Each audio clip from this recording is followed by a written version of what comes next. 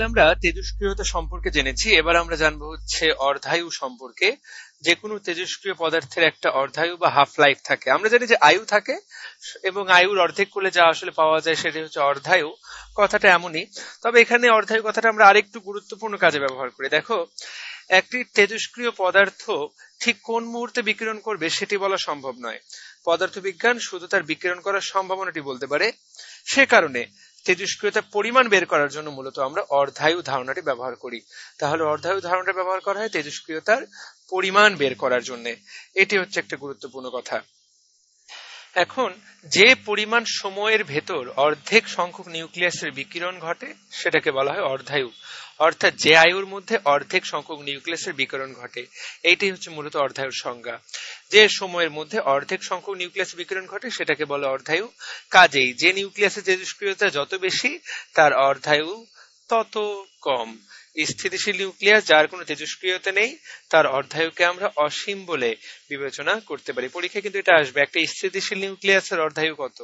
একটা স্থিতিশীল নিউক্লিয়াসের অর্ধায়ু হচ্ছে অসীম, এবং একটা যার অর্ধায়ু যত কম বুঝতে হবে সে তত বেশি তেজস্ক্রিয়, অর্থাৎ সে তত দ্রুত তার 50% বিকিরণ করে ফেলবে। ধরি এখানে 100টা তেজস্ক্রিয় মৌল আছে, এই 100টার মধ্যে 50টার তেজস্ক্রিয় বিকিরণ হতে যতটুকু সময় দরকার সেই সময়টাকে বলা হয় অর্ধায়ু।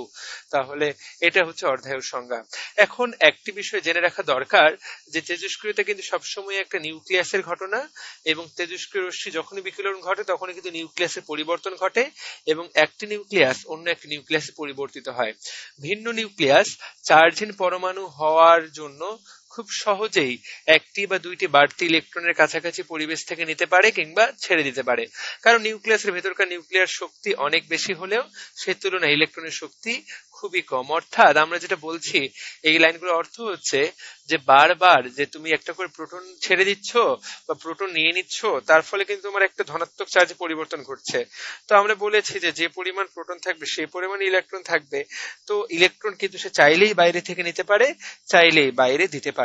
অর্থাৎ ইলেকট্রন লেনদেনে তার খুব একটা সমস্যা হবে না, খুব একটা সমস্যা হয় না। সেজন্য আমরা ইলেকট্রনের এই বিষয়টা নিয়ে খুব একটা মাথাও ঘামাই না। তেজস্ক্রিয়তা আলোচনা করতে গেলে আমরা সবসময় মূলত নিউক্লিয়াসের ঘটনাটা নিয়েই আলোচনা করি। এখন আমরা জানবো যে এই যে তেজস্ক্রিয়তার আবিষ্কার মানব সভ্যতাকে কিভাবে সাহায্য করেছে। দেখো, বলেছে তেজস্ক্রিয়তা নানা ধরনের ব্যবহার আছে, তার মধ্যে খুব গুরুত্বপূর্ণ ব্যবহার হচ্ছে খুব কম তেজস্ক্রিয়তার দ্রব্য শরীরের ভেতর ঢুকিয়ে বাইরে থেকে তার গতিবিধি দেখে শরীরের অনেক তথ্য জানা যায়।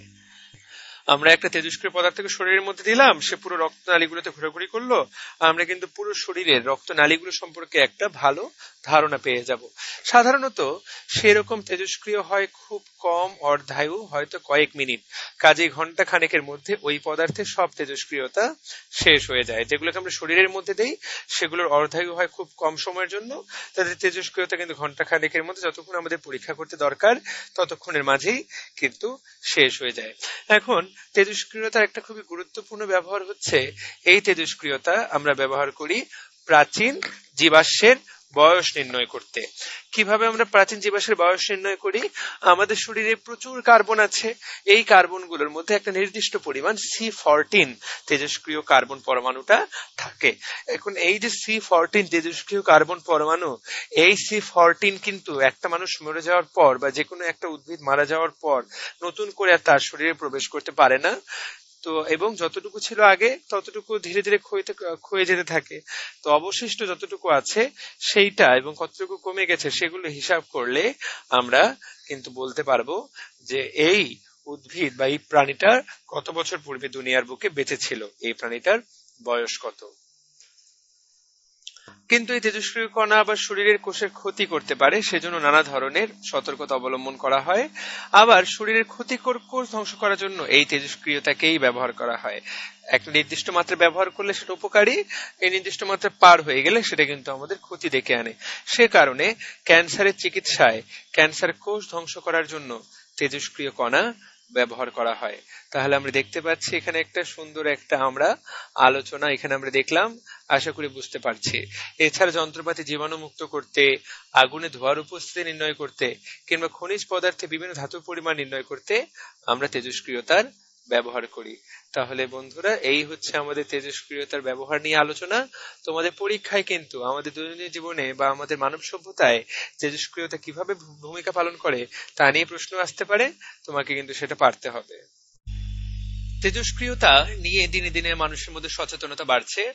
প্রথম দিকের বিজ্ঞানীদের তেজস্ক্রিয়তার ভয়াবহতা সম্পর্কে সচেতনতা ছিল না বলে যারা তেজস্ক্রিয়তা নিয়ে পরীক্ষা করেছেন, কাজ করেছেন, তারা বিভিন্ন সময় রোগাক্রান্ত হয়েছেন।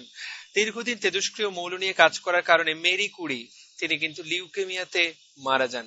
তেজস্ক্রিয়তা মানুষের রোগ প্রতিরোধ ক্ষমতাকে কমিয়ে দেয়, এমনকি বংশ পরম্পরায় বিকলাঙ্গ শিশুরও জন্ম হতে পারে। এগুলো হচ্ছে তেজস্ক্রিয়তার কারণ। এখন আমাদের দৈনন্দিন জীবনে আমরা খুব বেশি তেজস্ক্রিয়তার মুখোমুখি হই না, কিন্তু পৃথিবীর নতুন প্রযুক্তির কারণে এখন অনেকেই তেজস্ক্রিয়তার মুখোমুখি হতে শুরু করেছে। কারণ বর্তমানে আমরা চারিদিকে দেখতে পারি নিউক্লিয়ার শক্তির এক রমরমা অবস্থা। নিউক্লিয়ার শক্তি কেন্দ্রে নিউক্লিয়ার বিক্রিয়া করানো হয়। দেখো, এখানে তেজস্ক্রিয় পদার্থের ঝুঁকিপূর্ণ বলে এগুলোকে খুব সতর্কতার সাথে ব্যবহার করতে হয়। এই সাইনটা হচ্ছে তেজস্ক্রিয় পদার্থ থেকে সতর্কতামূলক সাইন। ওই নিউক্লিয়ার চুল্লিগুলোতে নিউক্লিয়ার বিক্রিয়া ঘটানো হয়, যেটার ভয়ঙ্কর রকম তেজস্ক্রিয়তা তৈরি হয়। অনেকগুলো বর্জ্য পদার্থে অর্ধায়ু অনেক বেশি লক্ষ বছর পর্যন্ত সেগুলো তেজস্ক্রিয় থাকে। আবার নিউক্লিয়ার শক্তি কেন্দ্রের দুর্ঘটনায় আশেপাশে সারা এলাকায় তেজস্ক্রিয়তা ছড়িয়ে পড়ার উদাহরণও কিন্তু রয়েছে। নিউক্লিয়ার শক্তিতে যে সকল জাহাজ চালানো হয়, যেগুলো সাবমেরিন চালানো হয়, সেগুলো যখন দুর্ঘটনায় পড়ে তখন কিন্তু মানুষ তেজস্ক্রিয়তার সম্মুখীন হয়েছে। সবচেয়ে ভয়ঙ্কর ব্যাপার ঘটেছিল যখন হিরোশিমা এবং নাগাসাকিতে নিউক্লিয়ার বোমা ফেলা হয়েছিল, তখন অসংখ্য মানুষ তেজস্ক্রিয়তার মুখোমুখি হয়েছিল। এখনো মানুষ হচ্ছে, সেখানকার তেজস্ক্রিয়তার প্রভাবে এখনো মানুষ কিন্তু অনেকে আক্রান্ত। কাজেই তেজস্ক্রিয়তা নিয়ে নানা রকমের গবেষণা শুরু হয়েছে এবং নিরাপদ তেজস্ক্রিয়তার মাত্রা নির্ধারণ করা শুরু হয়েছে। একই সাথে কোথাও তেজস্ক্রিয় পদার্থ থাকলে সেটি সম্পর্কে মানুষকে সতর্ক করানো শুরু হয়েছে। আমাদেরও উচিত তেজস্ক্রিয়তা সম্পর্কে সচেতন হয়ে তার যথাযথ ব্যবহার নিশ্চিত করা। আমরা এবার আলোচনা করব কিভাবে ইলেকট্রনিক্স এর ক্রমবিকাশ ঘটেছে। আমরা এই কথা বলতেই পারি, এই যে আমাদের সভ্যতা, বর্তমান সভ্যতা, এর পেছনে সবচেয়ে বড় অবদান রেখেছে ইলেকট্রনিক্স। কিন্তু এই ইলেকট্রনিক্স এর ক্রমবিকাশকে আমরা তিনটি পর্যায়ে ভাগ করতে পারি। একটা পর্যায়কে আমরা বলতে পারি ভ্যাকুয়াম টিউব, আরেকটাকে বলতে পারি ট্রানজিস্টর, আরেকটাকে বলতে পারি ইন্টিগ্রেটেড সার্কিট। তাহলে ভ্যাকুয়াম টিউব, ট্রানজিস্টর এবং ইন্টিগ্রেটেড সার্কিট, এই হচ্ছে ইলেকট্রনিক্স এর ক্রমবিকাশের ধারা। তো প্রথমে হচ্ছে ভ্যাকুয়াম টিউব। ভ্যাকুয়াম টিউব ছিল একদম আদি যুগে। 1883 সালে যখন বিজ্ঞানী টমাস আলভা এডিসন দেখেছিলেন যে লাইট বাল্বের ভেতরে ফিলামেন্ট থেকে অন্য একটি ধাতব প্লেটে ফাঁকা জায়গা দিয়েও বিদ্যুৎ পরিবহন করতে পারে। এই ক্রিয়াটাকে বলা হয় এডিসন ক্রিয়া, অর্থাৎ ফাঁকা জায়গা দিয়েও যে বিদ্যুৎ পরিবহন করা যায় এটাকে বলা হয় এডিসন ক্রিয়া। পরীক্ষা আসতে পারে এডিসন ক্রিয়া একটা টাংস্টেন একটা বাল্বের, এই যে বাল্বের ভেতরে এই জায়গা ছাড়াও, এই ফাঁকা জায়গা দিয়েও, টাংস্টেন ছাড়াও ফাঁকা জায়গা দিয়েও বিদ্যুৎ পরিবহন হতে পারে। 1904 সালে জন ফ্লেমিং এই এডিসন ক্রিয়াকে কাজে লাগিয়েই প্রথম 2 ইলেকট্রোডের একটি ভ্যাকুয়াম টিউব তৈরি করেন, যার ভ্যাকুয়াম শব্দের অর্থ কিন্তু শূন্য স্থান, অর্থাৎ শূন্য স্থানে যে টিউব, অর্থাৎ এই শূন্য টিউবটা তিনি তৈরি করেন। এই শূন্য টিউব তৈরি করে তিনি ব্যবহার করেন এটিকে রেকটিফায়ার হিসেবে, অর্থাৎ পরিবর্তনশীল বিদ্যুৎ প্রবাহকে একদিকে প্রবাহিত করতে। পরীক্ষায় আসতে পারে রেকটিফায়ার বলতে কি বোঝায়, বলবে যে রেকটিফায়ার বলতে বোঝায় দিক পরিবর্তী বিদ্যুৎ প্রবাহকে একমুখী করা, অর্থাৎ একমুখী করাকে বলা হয় রেকটিফায়ার। তুমি যদি এরকম একটা দিক পরিবর্তী বিদ্যুৎ প্রবাহের মধ্যে একটা রেকটিফায়ার দিয়ে দাও, তাহলে দেখা যাবে যে সেই বিদ্যুৎ প্রবাহটা একমুখী হয়ে গেছে। এই সময় রেডিও তরঙ্গ দিয়ে তথ্য আদান প্রদানের কাজ শুরু হয়েছিল এবং মার্কনি রেডিও তরঙ্গ নিয়ন্ত্রণের জন্য এই ধরনের একটা ভ্যাকুয়াম টিউবের খুব প্রয়োজন ছিল মার্কনির, এবং মার্কনি কিন্তু পরবর্তীতে এই ভ্যাকুয়াম টিউবটি ব্যবহার করেছিলেন। তবে মনে রাখতে হবে যে অতীতকালে কিছুদিন আগ পর্যন্ত আমরা রেডিওর আবিষ্কারক হিসেবে শুধুমাত্র মার্কনির নাম বলতাম, কিন্তু বর্তমানে আমরা বাঙালি বিজ্ঞানী জগদীশ চন্দ্র বসু স্যার, আচার্য জগদীশ চন্দ্র বসু স্যারের নামও সারা দুনিয়া স্বীকার করে নেয় যে তিনিও রেডিওর একজন আবিষ্কার। তাহলে ভ্যাকুয়াম টিউব খেয়াল করো, সেটি কিন্তু রেডিও আবিষ্কারেও একটা গুরুত্বপূর্ণ অবদান রেখেছে। এবং ধীরে ধীরে এই ভ্যাকুয়াম টিউবের উন্নতি হতে থাকে। 1906 সালে লি দা ফরেস্ট থার্ড তিনি একটি তিনি থার্ড একটি ইলেকট্রোড সংযোগ করে আরেকটি ভ্যাকুয়াম টিউব তৈরি করেন এবং সেটি ট্রায়োব নামে পরিচিত হয়। অর্থাৎ যেখানে আগের সাথে আরেকটা ইলেকট্রোড, আগে ছিল দুটি ইলেকট্রোড, পরবর্তীতে তিনি আরেকটা ইলেকট্রোড যুক্ত করে তিনি তৈরি করেন ট্রায়োড। এই ট্রায়োড দিয়ে বিদ্যুৎ প্রবাহকে নিয়ন্ত্রণ করা যেত এবং এই ট্রায়োডটা অ্যাম্পলিফায়ার হিসেবে কাজ করত। তাহলে এই যে লি দ্য ফরেস্ট, তিনি মূলত প্রথম ট্রায়োড বা অ্যাম্পলিফায়ারের জনক। প্রথমে মোর্স কোড দিয়ে টেলিগ্রাফ যোগাযোগ, পরে টেলিফোনের মাধ্যমে কণ্ঠস্বর আদান প্রদান করার জন্য ভ্যাকুয়াম টিউবের উন্নতি হতে থাকে। এই ভ্যাকুয়াম টিউব প্রথম দিকে আমাদের টেলিগ্রাফ, টেলিফোন সবকিছুতে সাহায্য করেছে। এমনকি প্রথম এবং দ্বিতীয় বিশ্বযুদ্ধের সময় যে রাডার, যুদ্ধাস্ত্র নিয়ন্ত্রণ কিংবা নেভিগেশন ইত্যাদি কাজের জন্য বিভিন্ন ধরনের ভ্যাকুয়াম টিউব ব্যবহার হতে থাকে। 1946 সাল থেকে যে ভ্যাকুয়াম টিউব ব্যবহার শুরু হয়, 1946 সালে একটা ভ্যাকুয়াম টিউব ব্যবহার করেই প্রথমত এনিয়াক নামের একটা কম্পিউটার প্রস্তুত হয়। 1946 সালে ভ্যাকুয়াম টিউব ব্যবহার করেই প্রথম এনিয়াক নামে একটা কম্পিউটার প্রস্তুত হয়। তাহলে আমরা দেখতে পাচ্ছি ভ্যাকুয়াম টিউব ছিল আমাদের ইলেকট্রনিক্সের আদি যুগ।